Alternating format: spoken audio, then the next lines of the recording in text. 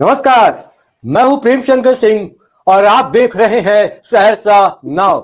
आज बिहार की राजनीति का सबसे अहम शाम है, क्योंकि कल विधानसभा में राज्यपाल का अभिभाषण होने वाला है। सवाल ये नहीं कि राज्यपाल क्या पढ़ेंगे, सवाल ये है कि सरकार कल पूरे बिहार को क्या संदेश देने जा रही है। क्या कानून व्यवस्था पर एक बार फिर जीरो टॉलरेंस की गूंज सुनाई देगी? क्या बंद चीनी मिलों को लेकर सरकार आखिरकार कोई ठोस दिशा देगी? कहीं ऐसा तो नहीं कि युवाओं के पलायन को रोकने के लिए रोजगार का बड़ा रोडमैप सामने आ जाए? कृषि इनपुट सब्सिडी से लेकर महिला डीबीटी योजना, शिक्षा स्वास्थ्य सुधार से लेकर उद्योग नीति तक ये अभिभाषण बिहार के भविष्य की रूपरेखा पेश करेगा, या फिर सिर्फ उपलब्धियों का राजनीतिक रिपोर्ट कार्ड होगा? हम सवाल जवाब में जाएं उससे पहले मैं आपको बता दूं कि राज्यपाल का अभिभाषण, क्योंकि बहुत लोग मुझे लगता है कि समझते नहीं है, जो आम लोग हैं उनके लिए मैं बता दूं कि अभिभाषण होता क्या है और इसका मतलब क्या है। राज्यपाल का अभिभाषण दरअसल सरकार का सालाना रोडमैप होता है। नई सत्र की शुरुआत में राज्यपाल वो पूरा दस्तावेज पढ़ते हैं जिसमें सरकार बताती है कि पिछले साल क्या किया और इस साल क्या करने जा रही है। यानी ये सरकार की प्राथमिकताओं, योजनाओं और इरादों का आधिकारिक बयान होता है। और आज के बहस में हम इसी अभिभाषण की हर लाइन, हर संकेत और हर राजनीतिक संदेश को डिकोड करेंगे। और इसके लिए मेरे साथ हमारे resident editor Mathuresh Kumar, business women Preeti Yadav ji हैं, और साथ में ही फिजियोथेरेपिस्ट है डॉक्टर प्रिंस, जो कि मेडिकल के क्षेत्र में क्या हो सकता है उसकी भी एक समझ रखते हैं। वो हमें बताएंगे कि इस अभिभाषण से वो क्या उम्मीद करते हैं, क्या होना चाहिए, सरकार को क्या करना चाहिए। और प्रीति यादव से समझेंगे कि महिलाओं को लेकर सरकार क्या सोच रही है और महिलाओं के लिए सरकार को और आगे क्या करना चाहिए। इन तमाम चीजों पर चर्चा करेंगे, लेकिन सबसे पहले हम चलें मथुरेश के पास। मथुरेश, कल के अभिभाषण में आप क्या देख रहे हैं? सरकार का जो एजेंडा है, कौन सा एजेंडा रखने जा रही है सरकार? जी प्रेम जी, जिस तरह से देख रहे हैं, जो इलेक्शन ही लड़ा गया है इस बार, जो है इंडस्ट्री के मुद्दे को लेकर के, रोजगार के मुद्दे को लेकर के, पलायन के मुद्दे को लेकर के, एक नहीं सभी पार्टियों की अगर बात करते हैं, चाहे वो कोई भी पार्टी हो, सभी ने जो है रोजगार को लेकर के बात किया है। रोड मैप भी दिखाया, जो अगर सभी पार्टियों ने यही बात बोला था, जो अगर मैं जीत जाता हूं तो इस तरह की जो है सरकार को रोजगार की व्यवस्था करूंगा, यहाँ पर जो पलायन है उसको रोकने की प्रयास करूंगा।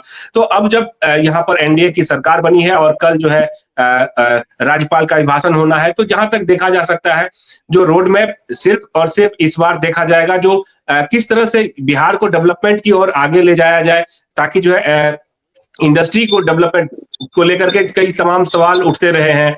तो जो इंडस्ट्री का जो है यहाँ पर किसी तरह का डेवलपमेंट नहीं है, तो उसको लेकर के काम भी किया जाएगा। अगर बात करते हैं तो गन्ना से रिलेटेड, अगर चीनी मिल को लेकर के, चीनी उद्योग जो है, शुगर उद्योग, उसको लेकर के भी जो है सरकार ने नया स्टेप भी लेना शुरू कर दिया है। तो इससे लगता है जो इस बार दिशा उसका क्लियर है, जो इंडस्ट्री को लेकर के काम करेंगे, अपराध पर जो है नियंत्रण को लेकर के काम करेंगे, इस तरह की उम्मीद जताई जा रही है। जो पलायन जो है इस बार रोकने का जो है प्रयास गवर्नमेंट की ओर से किया जाएगा।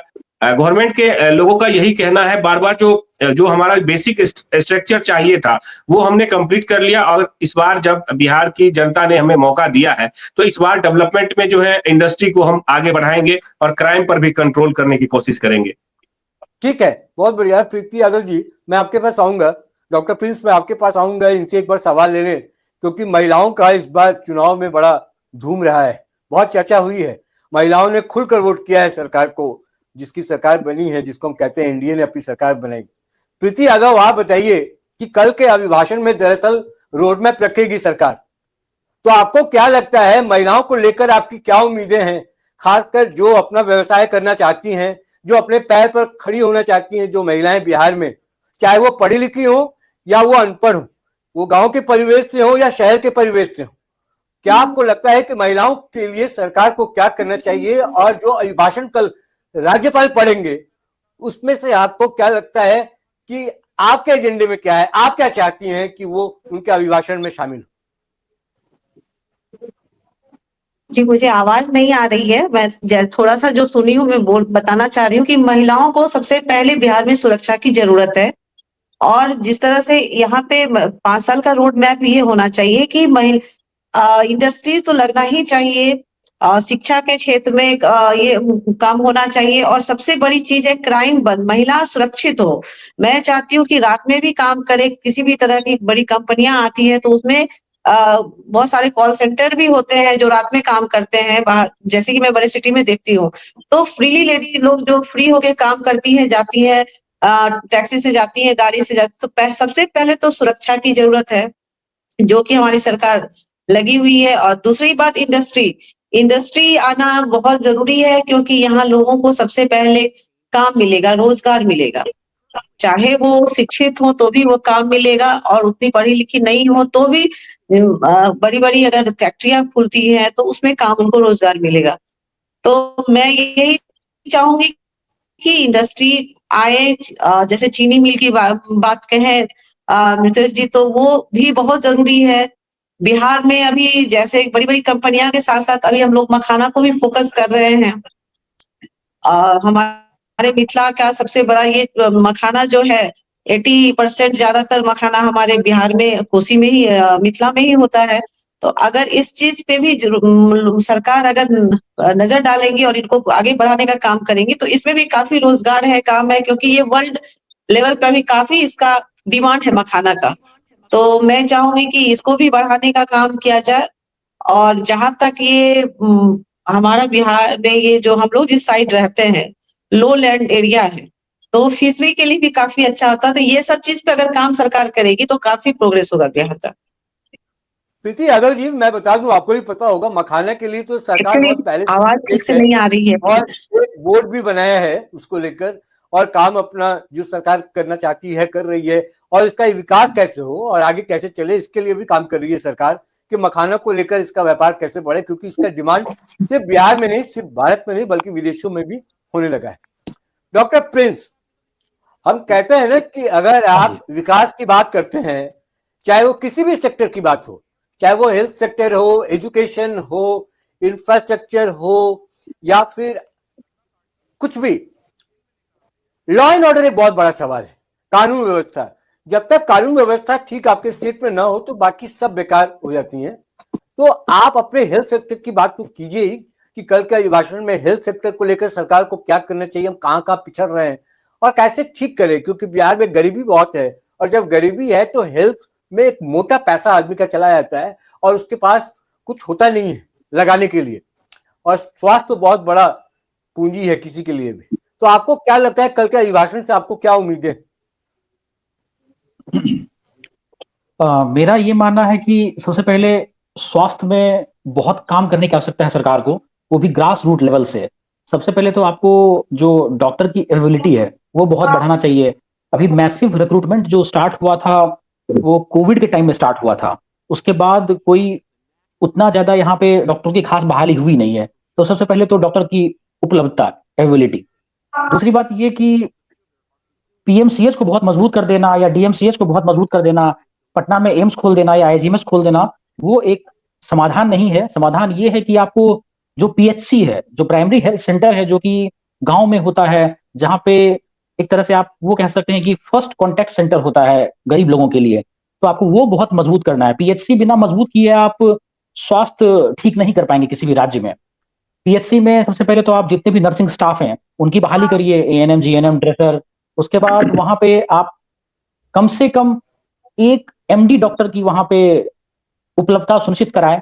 और मेरा तो सरकार से ये सुझाव रहेगा, कम से कम सप्ताह में एक दिन जो सुपर स्पेशलिस्ट डॉक्टर होते हैं उनकी भी वहां पे अवेलेबिलिटी कराई जाए पीएचसी और सीएचसी पे। थोड़ा मुश्किल है, लेकिन अगर सरकार चाहे तो किया जा सकता है। और आप देखेंगे किसी भी राज्य में आपके पास कोई ना कोई एक ऐसा सेंटर ऑफ एक्सीलेंस होगा जहां पे आप आंख बंद करके जा सकते हैं और आपको लगता है कि यहाँ पे मेरा इलाज अच्छा होगा। लेकिन हमारे बिहार में ऐसा कोई भी इस तरह का संस्था नहीं है जहां पे आप आंख बंद करके चले जाएं। सरकार पीएमसीएच को कह रही है कि हम इसको 2000-4000 बेड कर देंगे, ये कर देंगे, लेकिन आपको एक कोई ना कोई संस्था ऐसा बनाना होगा। अगर पीएमसीएच है तो आप उसको बहुत एडवांस लेवल पे लेके जाएं जहां पे आदमी कभी भी किसी भी समय जाए और तो उसको लगे कि यहाँ मेरा इलाज ढंग से हो जाएगा। इसके अलावा जो डिस्ट्रिक्ट अस्पताल है, जो डिस्ट्रिक्ट में होता है, वो एक तरह से पीएचसी और सीएचसी का कह सकते हैं यहाँ पे रेफरल सेंटर है। और कई बार देखा जाता है कि पेशेंट पीएचसी से रेफर होकर डिस्ट्रिक्ट अस्पताल आया, और फिर डिस्ट्रिक्ट अस्पताल से रेफर होकर मेडिकल कॉलेज चला गया, फिर मेडिकल कॉलेज से रेफर होकर पीएमसीएच चला गया, फिर पीएमसीएच से रेफर होकर पता नहीं कहाँ गया। तो उस केस में क्या है, तो आपको डिस्ट्रिक्ट अस्पताल में जो स्पेशलिस्ट डॉक्टर होते हैं उनकी एबिलिटी आपको 24/7 बहुत जरूरी है करना। और आप यहाँ पे जो डीएम डॉक्टर होते हैं, जो सुपर स्पेशलिस्ट होते हैं, आपके पास डिस्ट्रिक्ट अस्पताल में होना ही चाहिए एक। उसके बाद आपके पास जिले में जितने भी अच्छे अस्पताल हैं जहां पे पेशेंट का फुटफॉल है, उनको आयुष्मान से जोड़ना बहुत जरूरी है। जब तक आप आयुष्मान से उनको जोड़ेंगे नहीं, तब तक पेशेंट का जो खर्चा होगा वो आउट ऑफ द पॉकेट होगा। और जब तक आपका स्वास्थ्य का जो खर्चा है वो आउट ऑफ पॉकेट जा रहा है, तब उससे आप कभी भी गरीबी रेखा से बहुत ऊपर नहीं आ पाएंगे। एक बार स्वास्थ्य का अगर आपको झटका लगेगा तो आप कब एपीएल से। डॉक्टर प्रिंस, मैं आऊंगा आपके पास। हाँ जी सर। हमारे साथ जुड़ गए डॉक्टर जफर पयामी, जो कि एजुकेशनिस्ट हैं जाने माने। और डॉक्टर जफर साहब, स्वागत है आपका। गुड इवनिंग सर, सब लोग को। कैसे हैं आप? जी बढ़िया सर। मैं ये कह रहा हूँ कि कल अभिभाषण पढ़ेंगे राज्यपाल साहब, और ये अभिभाषण आप भी जानते होंगे। अभिभाषण का मतलब है कि सरकार का जो रोडमैप है, जो एजेंडा है सरकार का, वो पढ़ेंगे। और अगले 5 सालों में क्या करने जा रही है सरकार, क्या उसके दिमाग में चल रहा है, उसकी एक रूपरेखा है। तो आप एजुकेशन फील्ड से हैं, आपको क्या लगता है कि इस अभिभाषण में शिक्षा को लेकर क्या बातें होनी चाहिए, सरकार को किस बारे में सोचना चाहिए, और कहाँ हम पिछड़ रहे हैं, कैसे हम इसमें बाजी मारे? क्योंकि एजुकेशन को लेकर बिहार हमेशा कटघरे में खड़ा रहा है। जी सर। सर ये आपने जो अभी बताया है कि सर का ये है कल अभिभाषण है, तो इसमें हमारे हिसाब से प्राइवेट स्कूल के हम संचालक हैं और संचालन भी कर रहे हैं। करीब 15-16 साल हो गया हमको +2 स्कूल हुए, और सहरसा जिला में ये स्कूल है। ये कहना ये कि सर ये सरकारी स्कूल में तो सरकार सुविधा पूरी दे ही रही है, और प्राइवेट स्कूल में एक ही माध्यम था आरटी, जिसको लेकर के थोड़ी सी क्या थी, गरीब गुरबा लोग उसमें बच्चों को पढ़ा पा रहे थे, जिसमें करीब 6-7 साल से वो पेंडिंग था, जिसको अब अपडेट कर दिया गया है और अपडेट हो भी रहा है।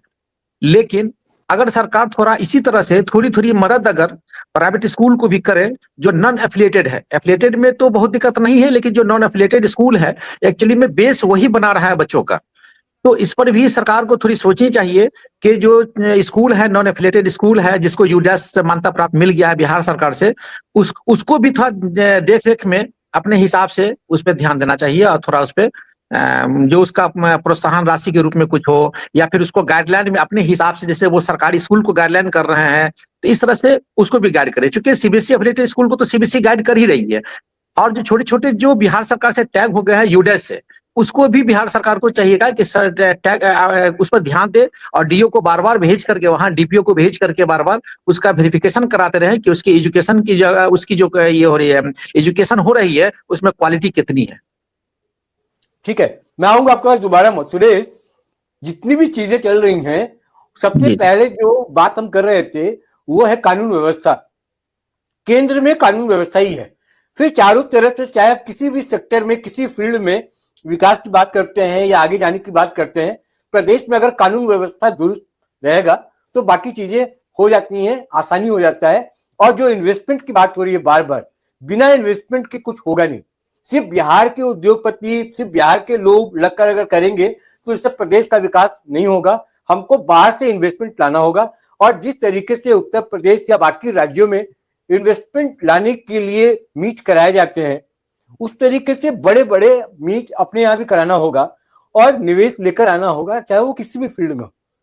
तब जाकर आप विकास की बात कर सकते हैं। लेकिन उसके लिए कानून व्यवस्था को लेकर एक खौवा जो बनाया गया है बिहार के बाहर आज भी, कि अरे बिहार में आप जाएंगे तो आपका अपहरण, और ये वो जो दौर था 90 के दशक का, उस दौर को याद दिलाने लगते हैं लोग कि वहां पर व्यापार करना बड़ा मुश्किल है, क्योंकि वहां लॉ एंड ऑर्डर की स्थिति ठीक नहीं है। लेकिन इस बार के चुनाव में आपने देखा होगा कि बार बार इस बात को बताया गया कि हमने लॉ एंड ऑर्डर को ठीक किया है।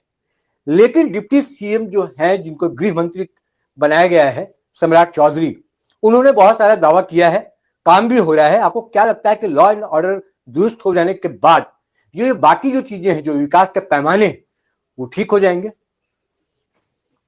सर आपने सही कहा। जिस तरह से पहले किसी भी इंफ्रास्ट्रक्चर को डेवलप करने के लिए, किसी स्टेट को डेवलप करने के लिए पहले तो कानून व्यवस्था की जो है जरूरत होती है। तब जाकर के कोई भी इन्वेस्टर, चाहे वो इसी स्टेट का हो या अदर स्टेट से हो, वो तभी जाकर के इन्वेस्ट करता है। अगर सिक्योरिटी नहीं है तो वो यहाँ पर इन्वेस्ट नहीं करेगा। अगर सिक्योरिटी का यहाँ पर बात करते हैं तो सिक्योरिटी अगर ठीक से हो, अब जाकर के रोड मैप अगर देख लेते हैं तो सिक्योरिटी अगर ठीक होता है उसके बाद ही जाकर के जो है डेवलपमेंट होती है। तो अगर यहाँ पर सिक्योरिटी, कानून व्यवस्था को लेकर के जैसे इस बार देखने को मिल रहा है, जो सम्राट चौधरी जिसके अंदर में इस बार जो है गृह मंत्रालय है, तो वो खुद काफी एक्शन में दिख रहे हैं, कई स्टेप ले रहे हैं। तो इससे लग रहा है जो सिक्योरिटी थोड़ा यहाँ पर बेहतर होगा, इसके बाद जो है कोई भी इन्वेस्टर यहाँ पर आकर के इन्वेस्ट करने को तैयार होगा। अगर जैसे किसी भी फील्ड में बात करें, चाहे वो इंडस्ट्री के फील्ड में हो, एजुकेशन के फील्ड में हो या हेल्थ सेक्टर में हो, हेल्थ सेक्टर में भी बड़े बड़े लोग हैं जो इसमें काम करना चाहते हैं। बिहार के लोग इलाज कराने के लिए अदर स्टेट जाते हैं, यहाँ पर क्यों नहीं हो सकता है? बड़ी बड़ी हॉस्पिटल यहाँ क्यों नहीं खुल सकते हैं? अगर सिक्योरिटी हो सही से तो ये बिल्कुल यहाँ पर हो सकता है। एजुकेशन में जो है उस वहां यहाँ पर भी जो है डेवलपमेंट हो सकता है, लेकिन बेस तो सर सिक्योरिटी है। बेस सिक्योरिटी है, कानून व्यवस्था है, जिसकी बात कर रहे थे डॉक्टर जफर। मैं आपके पास आऊंगा, लेकिन उससे पहले मैं डॉक्टर प्रिंस के पास चलता हूं। डॉक्टर प्रिंस, आपने हेल्थ सेक्टर की बात तो की, लेकिन हेल्थ सेक्टर के अलावा, क्योंकि आप भी बिहार में रहते हैं, लंबे समय से चीजों को देख रहे हैं, और आपको भी अंदाजा होगा कि बिहार किस किस सेक्टर में आगे बढ़ा है, कहां कहां कमी रह जा रही है अभी भी, और आगे बढ़ने की जरूरत है वहां पर। तो आपको क्या लगता है कि सरकार को और कहां कहां ध्यान देने की जरूरत है? ओवरऑल अगर हम पर्सपेक्टिव पे बात करें तो आपको क्या लगता है कि कल के अभिभाषण में वो कौन कौन सी बिंदुएं होनी चाहिए, वो कौन कौन से पॉइंट्स होने चाहिए जो आपको भी अट्रैक्ट करेगा एक आम बिहारी होने के नाते? क्योंकि पलायन एक बहुत बड़ा मुद्दा है बिहार के लिए। उस पलायन को रोकने के लिए किस तरीके से सरकार को नीति अपनी बनानी चाहिए? सर सबसे पहले तो जो सरकार का मेन एजेंडा था और जो विपक्ष का भी मेन एजेंडा था वो है रोजगार। तो सबसे पहले तो सरकार को रोजगार पे काम करना होगा। अगर कोई युवा है, उसके पास कुछ करने के लिए है नहीं, तो कुछ ना कुछ वो तो करेगा ही। तो उससे समाज में अब जो भी कहिए, मेन है रोजगार। तो रोजगार पे बहुत जरूरी है काम करना। इसके बाद इंफ्रास्ट्रक्चर डेवलप करना, जो आधारभूत संरचना है वो बहुत इंपॉर्टेंट डेवलप करना। इससे क्या होता है कि हर एक क्षेत्र में डेवलपमेंट होता है। और साथ में एजुकेशन एजुकेशन को ग्रास रूट लेवल पे बहुत अच्छा इंप्रूव करना होगा। मेडिकल कॉलेज जो सरकार ने अभी वायदा किया था कि वो हर एक जिला में एक मेडिकल कॉलेज बनाएंगे, तो मेडिकल कॉलेज बनाना समाधान नहीं है, उसको बहुत अच्छा करना होगा। बहुत सारे मेडिकल कॉलेज ऐसे खुले हुए हैं जो फंक्शनिंग है ऑन पेपर, लेकिन अगर आप जाके देखेंगे तो वहां पे बहुत अच्छा इलाज नहीं हो रहा है, डॉक्टरों की भारी कमी है, नर्सिंग स्टाफ, पैरामेडिकल स्टाफ की भारी कमी है। तो मेन तो मेरे ख्याल से जो है वो एक तो रोजगार है और इंफ्रास्ट्रक्चर, रोड, नदी नाले, पुल पुलिया, और आपको अस्पताल के अंदर डॉक्टर्स और नर्सिंग स्टाफ की बहाली, उनकी कमी को दूर करना। ठीक है, मैं आऊंगा आपके पास दोबारा, लेकिन डॉक्टर जफर आप ये बताइए कि आपको क्या लगता है कि एजुकेशन जो सेक्टर है बिहार को, मैं बार बार कह रहा हूं, तो उसको लेकर भी बहुत पलायन है। पहले मुझे याद है कि हमने जब +2 की पढ़ाई तो हमने उस समय झारखंड से की, लेकिन हम जब ग्रेजुएशन करने आए तो हमको दिल्ली यूनिवर्सिटी आना पड़ा। सिर्फ इसलिए आना पड़ा कि हमें 3 साल में कम से कम डिग्री मिल जाए, यहाँ 5 साल 6 साल में जो हम डिग्री लेते थे वो ना लेना पड़े। तो उस मजबूरी में हम पलायन करके यहाँ पर आए, और पलायन का दंश हमने ऐसा झेला कि फिर हम यहाँ से निकल नहीं पाए और आज तक वापस घर नहीं लौट पाए। आज भी हम यही दिल्ली में रह रहे हैं और दिल्ली के होकर रह गए। तो किस तरीके से एजुकेशन पॉलिसी को लेकर अगर आप ब्रॉडर एस्पेक्ट में सोचिए, पर्सपेक्टिव में सोचिए, तो आपको क्या लगता है कि एजुकेशन पॉलिसी सरकार की किस तरीके से होनी चाहिए बिहार में? सर ये एजुकेशन के बारे में सर ने भी थोड़ा सा दे दिया है, मेडिकल के साथ साथ एजुकेशन के बारे में भी। और हमारे हिसाब से ये भी मानना है कि अगर यहाँ टीचर को अच्छे से वेतन दिया जाए, अच्छे से मान सम्मान दिया जाए, अगर जैसा कि सर ने अभी ये भी बताया और आपने भी बताया है कि सिक्योरिटी सिक्योरिटी अगर सही होगी तो लोग डर से बाहर नहीं जाएंगे। एक ये भी वजह है कि यहाँ बड़े-बड़े एजुकेनिस्ट जो हैं, पैसे वाले भी हैं और उनके पास शिक्षा भी है। वो अगर चाहते हैं कि हम एजुकेशन के साथ-साथ अगर कोई बिज़नेस करे, तो उसको सिक्योरिटी नहीं मिल पाती है। तो जिस कारण से भी वो बाहर चले जाते हैं। अगर वो विदेश में जाते हैं या अपने अपने ही देश में अगर अदर स्टेट में रहते हैं, तो वो अदर एजुकेशन के साथ-साथ दूसरा भी वर्क कर पाते हैं वो। तो वैसे अगर सरकार अगर सोचे अगर कि यहाँ के जो शिक्षक हैं, गवर्नमेंट के जो टीचर हैं, अगर उनको अच्छी सैलरी मिले और अच्छे से उसका प्रोटेक्शन मिले, तो हमको लगता है कि टीचर किसी दूसरी यूनिवर्सिटी में जाके काम नहीं करेंगे। क्योंकि कुछ ऐसे भी प्रोफेसर हैं जो बहुत अच्छे हैं और वो पैसे के लिए वो विदेश चले गए हैं। क्योंकि अब्रॉड में यहाँ से बहुत ज़्यादा पैसा मिलता है, वहाँ कोई टैक्सेस नहीं है, वहाँ कोई इनकम टैक्स का बहुत ज़्यादा लफड़ा नहीं है। यहाँ क्या है ना कि बहुत ज़्यादा उसकी खोजबीन होने लगती है, वहाँ भी है।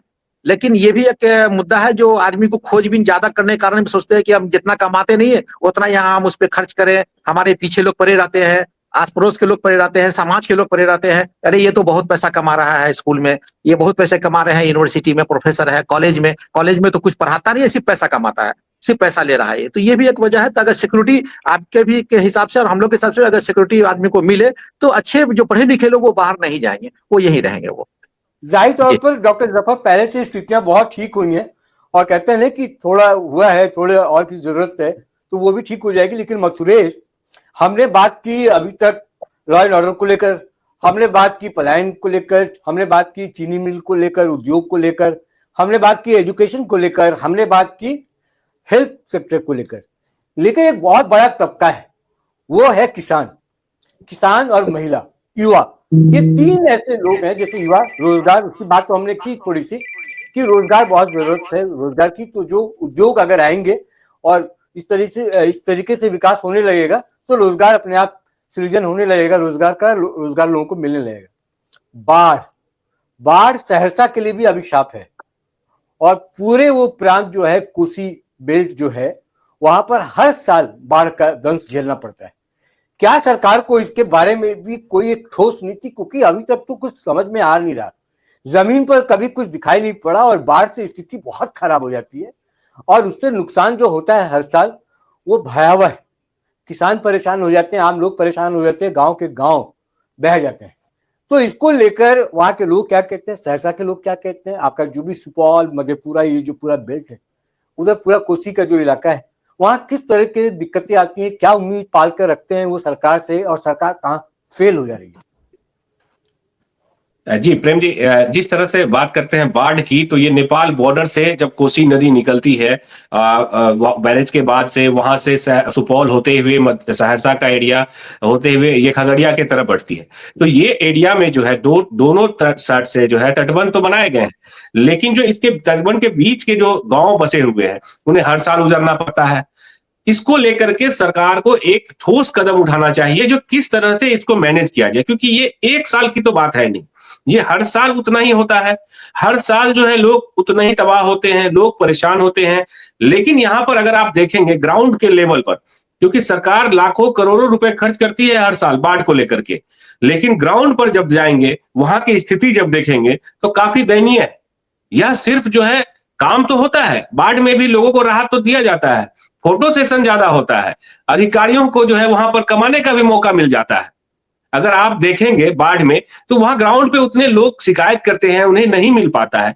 हर साल का जो है ये सरकार का पैसा वेस्ट भी होता है। अगर इसको लेकर के ठोस कदम उठाया जाए, कुछ इस तरह की प्लानिंग की जाए जो ये बाढ़ से कुछ निजात मिल सके, तो ये थोड़ी जनसंख्या नहीं, काफी बड़ी जनसंख्या जो है इसमें प्रभावित होती है हर साल। इन लोगों को रहने का भी मुश्किल हो जाता है। बाढ़ के बाद जब पानी घटने लगता है तो ये जो है उनका जो है घर कटने लगता है। काफी लोग जो है इसमें परेशान होते हैं, हर साल उनको घर दोबारा से बनाना पड़ता है। तो लोगों को जो मुआवजा तो मिल रहा है, लेकिन अगर ग्राउंड की बात करें तो उतना जो इनको फैसिलिटी मिलना चाहिए, जितना गवर्नमेंट की तरफ से आती है, जितना कागज पे दिखती है, उतना नहीं मिल पा रहा है। तो इसीलिए गवर्नमेंट को एक ठोस कदम उठाना चाहिए ताकि जो है इसका परमानेंट कुछ सॉल्यूशन हो पाए। हमारे साथ जो है जफर साहब भी है और डॉक्टर प्रिंस भी है, दोनों इस एरिया को बहुत अच्छे से जानते हैं और हर साल का वही कहानी होता है जो यहाँ के रहने वाले, कोसी क्षेत्र के, मिथिला क्षेत्र के रहने वाले लोग हर साल वो कहानी देखते हैं।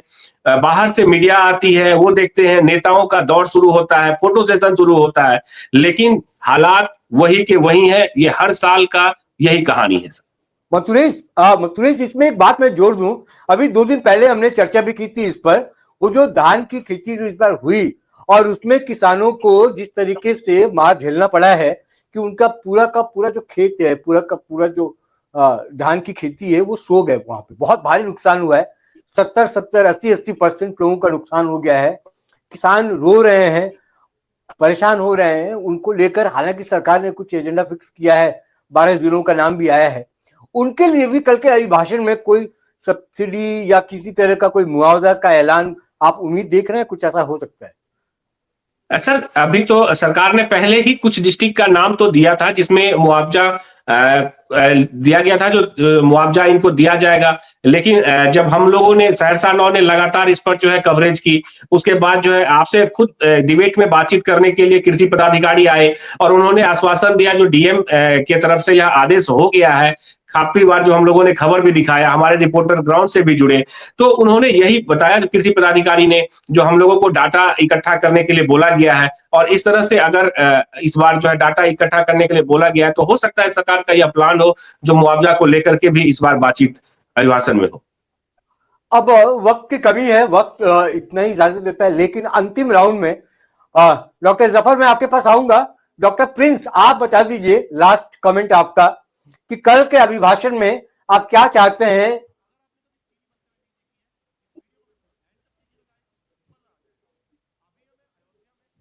डॉक्टर प्रिंस, आवाज आ रही है मेरी?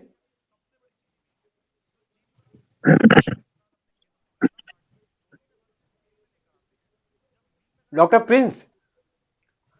हाँ जी सर, दोबारा दोहराएंगे, मैं एक्चुअली सुन नहीं पाया था। मैं कह रहा हूं कि हम लास्ट राउंड में डिबेट बस इसके बाद खत्म करेंगे। अंतिम कमेंट मैं आपका चाह रहा हूं कि कल के अभिभाषण आप किस रूप में देखना चाहते हैं? आप क्या चाहते हैं कि सरकार का ये अभिभाषण इसके बिना पूरा नहीं हो सकता?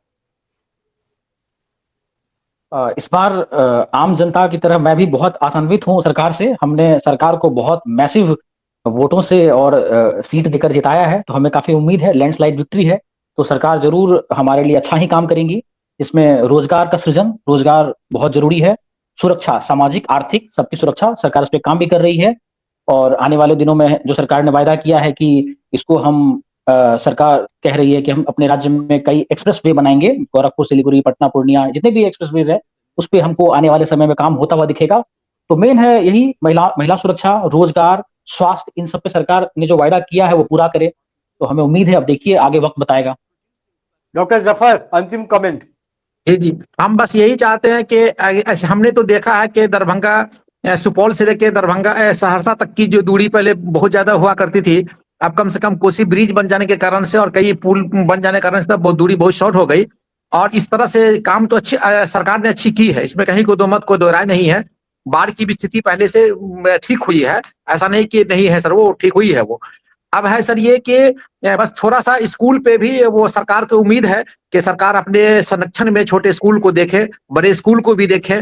तो उम्मीद हमको लगती है कि अब अच्छा करेंगे। और अभी तो सरकार पूर्ण बहुमत से बहुत अच्छे में है, अभी किसी का दबाव भी नहीं उनको है। तो हमको लगता है कि सरकार अच्छी काम करेगी, ये उम्मीद है। और हम लोग उम्मीद करते हैं कि सहरसा में कम से कम अब कुछ फैक्ट्रियां खुले, जिसमें से अभी एक राइस मिल बहुत बड़ा खुला था, लेकिन हमको लग रहा है कि वो फिर वो अस्त व्यस्त हो गया। तो उम्मीद है कि एक बड़ी फैक्ट्री भी अगर है तो उससे भी क्या कि हमारे बहुत लोग को रोजगार मिलेगा, जो मजदूर जा रहे थे। तो कम से कम लगता है कि 2-4 हजार मजदूर यहाँ काम कर सकते हैं, जितनी बड़ी फैक्ट्री राइस मिल खुली थी यहाँ। लेकिन वो भी सही ढंग से चल नहीं पा रहा है, तो सरकार उस पर भी ध्यान दे कि वो चले। यही सर मेरा है। जी जी, तो ये थी कल के अभिभाषण की पूरी संभावित तस्वीर। सुरक्षा पर सख्ती, किसानों के लिए राहत, उद्योग और रोजगार का वादा, पलायन रोकने की कोशिश और महिलाओं के सशक्तिकरण का दावा। लेकिन असली सवाल यही है, कागज पर लिखी बातें जमीन पर कब उतरेंगी? कल राज्यपाल पढ़ेंगे, पर असल में जनता सुनेगी। क्या बिहार इस अभिभाषण को नई उम्मीद की शुरुआत मानेगा या फिर इसे भी एक औपचारिक दस्तावेज की तरह ही नजरअंदाज कर देगा? यही कल का सबसे बड़ा राजनीतिक संकेत होगा। फिलहाल बहस यही खत्म होती है, लेकिन सवाल वही का वही, बिहार बदलेगा कैसे और बदलेगा कब? डॉक्टर जफर आप जुड़े, बहुत बहुत धन्यवाद आपका। डॉक्टर प्रिंस आप जुड़े, बहुत बहुत धन्यवाद। और रेजिडेंट एडिटर हमारे मतवेश कुमार, आप तो जुड़ते रहते हैं, आपका भी बहुत बहुत धन्यवाद। फिलहाल मुझे दीजिए इजाजत, फिर किसी और मुद्दे के साथ मुलाकात होगी बहुत जल्द। नमस्कार।